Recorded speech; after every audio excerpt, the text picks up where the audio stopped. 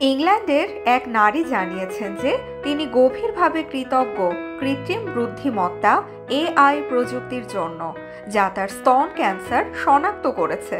প্রথমে রুটিন স্ক্রিনিংয়ে তাকে সুস্থ ঘোষণা করা হলেও এআই ভিত্তিক একটি পাইলট প্রকল্পের অধীনে স্ক্যান পুনরায় বিশ্লেষণ করা হয়। উন্নত অ্যালগোরিদম ব্যবহার করে এআই এমন একটি ক্ষুদ্র পরিবর্তন শনাক্ত করে যা ডাক্তারদের চোখ এড়িয়ে গিয়েছিল। পরে এই পরিবর্তন ক্যান্সার হিসেবে নিশ্চিত হয় এবং দ্রুত নির্ণয়ের ফলে তার চিকিৎসা তাড়াতাড়ি শুরু করা সম্ভব হয়, যা সুস্থ হয়ে ওঠার সম্ভাবনা বাড়িয়ে দেয়। বিশেষজ্ঞরা বলছেন এআই চিকিৎসকদের সহায়ক হাতিয়ার হিসেবে কাজ করে, বড় ডেটা দ্রুত বিশ্লেষণ করতে পারে এবং রোগের সূক্ষ্ম লক্ষণ শনাক্ত করতে সাহায্য করে।